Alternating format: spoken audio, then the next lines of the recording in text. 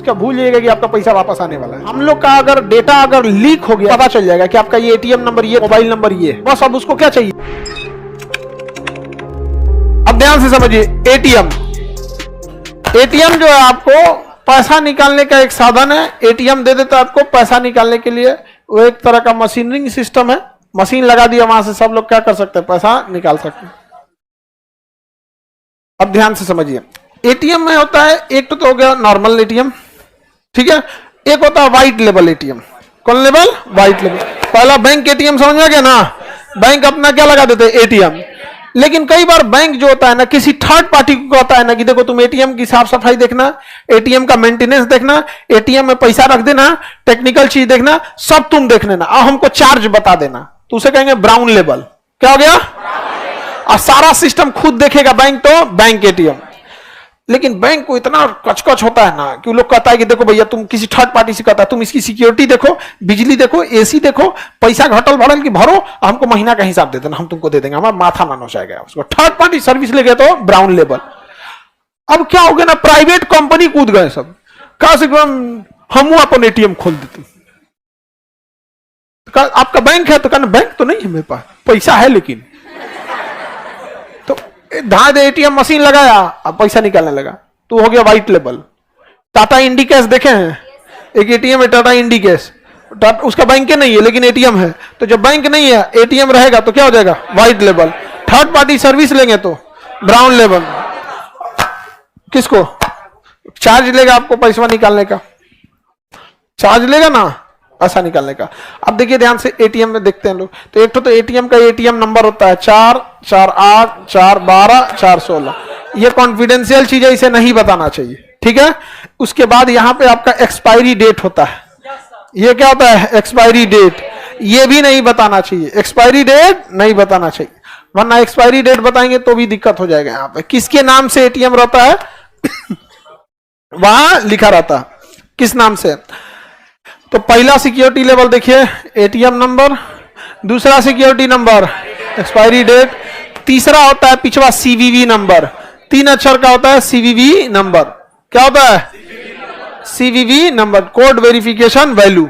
यहां होता है सीवीवी नंबर। यहां पे ये भी नहीं बताना चाहिए। लेकिन समस्या समझिए, अगर आपका एटीएम गिर गया ना तो तीनों दिख जाता है। जैसे इसका एटीएम हम पा गए, तो इसका तो तीनों दिख गया, पीछे सीवीवी नंबर है इसका। बोल दे नहीं बोला। तो इसके पीछे 3 अक्षर का सीवीवी नंबर है, आगे इसका 16 अक्षर का एटीएम नंबर है और एक्सपायरी डेट है। समझ में आ गया? और नाम भी है इनका, सब कुछ तो दिखिए गया यहाँ पे। सिक्योरिटी लेवल तब एक ऐसा सिक्योरिटी लेवल है जो ये बैंक में जाके जो मोबाइल रजिस्टर्ड किए होंगे, वो रजिस्टर्ड मोबाइल नंबर। क्या चीज है? Registered mobile number. अब रजिस्टर्ड मोबाइल नंबर पे क्या जाएगा? OTP, one time password. OTP, one time password. समझ में आ गया? One time password. ये 4 अक्षर का जाएगा या 6 अक्षर का? 4 अक्षर का आप लोग को जाता होगा। कितने अक्षर का?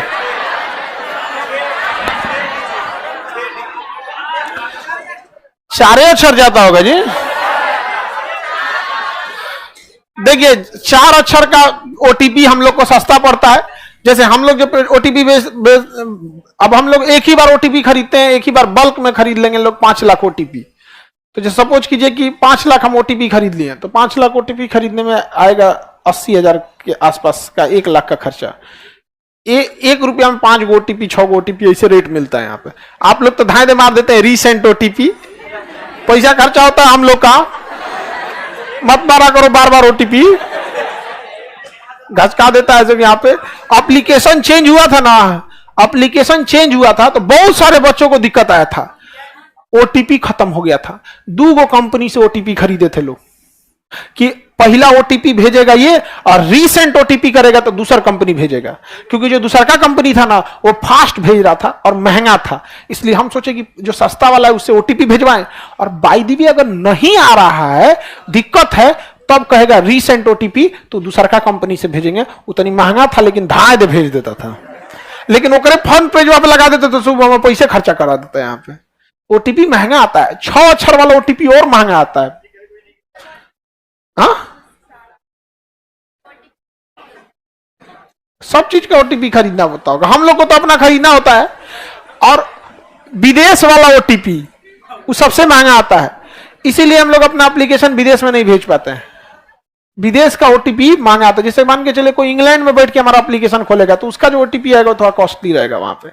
तो आपके पास सिक्योरिटी लेवल बहुत ज्यादा रहता है कि नहीं रहता? लेकिन आप हैं कि सब का सब बता देते हैं। कोई पूछे कुछ भी हो जाए आपको नहीं बताना है। समझ में आ गया कि नहीं? कुछ भी हो गया नहीं बता। बैंक वाला भी अगर पूछे ओटीपी तो कहेगा लाइए भर देते हैं। बैंक वाला पूछेगा ही नहीं, बैंक वाला जाके कुछ भी हो जाए आपको नहीं बताना है ओटीपी, नहीं तो बैंक अकाउंट क्या कर देगा? खाली कर देगा, हंसका देगा। उसका भूल जाएगा कि आपका पैसा वापस आने वाला है। बिना एटीएम का भी हो जाता है ओटीपी नंबर, बस पूछेगा आपको। जानते हैं कैसे? कहीं ना कहीं शॉपिंग किए होंगे ना, जैसे आप कहीं शॉपिंग किए, जैसे आप हमारे यहाँ खरीदे हैं, बैच खरीदे हैं ना हमारे यहाँ, तो आप लोग हमारे यहाँ बैच खरीदे तो अपना सारा कोड डाले होंगे। तो हम लोग का अगर डेटा अगर लीक हो गया या डेटा खत्म हो गया तो फिर आपका वो जो भी हैक होगा वो पता चल जाएगा कि आपका ये एटीएम नंबर ये था, मोबाइल नंबर ये। समझ आ गया कि नहीं? बस अब उसको क्या चाहिए? ओटीपी। आप कहीं अमेजोन पे खरीदे होंगे, जोमेटो पे ऑर्डर किए होंगे, कहीं भी किए होंगे, समझ रहे हैं? उसके लिए तो आपका जो भी डेटा है ना वो इंडिया में नहीं रखे हम लोग, मतलब अलग अलग जगह पे है। इंडिया में तो पहले नहीं, अब इंडिया का गवर्नमेंट आ गया डाटा की इंडिया में ही रखना। पहले ऑप्शन ही नहीं था ना इंडिया में रखने का, तो आदमी की मजबूरी थी विदेश रखना। तो अभी भी हम लोग 3-4 सिटीज में अलग अलग रखे हैं। मोबाइल नंबर और ईमेल आईडी का डेटा अलग है, वो अलग सर्वर पे है, और आपका पेमेंट डिटेल अलग सर्वर पे। उस आपको मिल हो जाएगा तो फोन नंबर 1 नहीं मिलेगा। अब फोन नंबर 1 मिल गया तो पता नहीं चलेगा कि इसका है भैया। यहाँ पे दोनों मिल जाता है तब ना कॉल कर देते हैं। आपका एटीएम नंबर के अंतिम 4 अक्षर ये है, आपका बंद होने वाला है। यहाँ पे बहुत लोग को कॉल आता, हमारे पास भी एक बार आया था। तो हम उसको नाम कहें कि अच्छा लिखिए एटीएम नंबर लिखिए, उसको खूब अच्छा से बताएं उसको सारा चीज। अब अपने मन से बोलेंगे तो गलती ना होगा। यहाँ पे कह मैच नहीं कर रहा है सर, फिर उसको बताएं। अब दोबारा देखिए तो ये वाला तो नहीं है, फिर उसको 4-5 बार बताएं तो इरिटेट हो गया कि बेवकूफ बना रहा हमको। हम कहते तुम कौन चीज बना रहा था? कहा कि सुबह सुबह वाणी खराब कर दिया आदमी। एक्सपायरी डेट रहेगा तभी ना, नहीं तो पता चला ये वाला एटीएम नंबर आप जीवन भर रख ले रहिएगा तो फिर पता चला नंबर कहां से ले आएगा? घरे से। भाई नंबर खत्म ना हो जाएगा जी। सबके पास 3-3 4-4 को एटीएम रहे आजकल, तो एक्सपायर करे ताकि रिन्यू करे। अब वो आजीवन दे देगा, पता चला आप यूज कर रही हैं नहीं कर रही हैं, लेकिन ये वाला नंबर उसका बर्बाद पड़ा है। एक्सपायर होने के बाद दोबारा नंबर यूज कर सकता है ना किसी के नाम पे।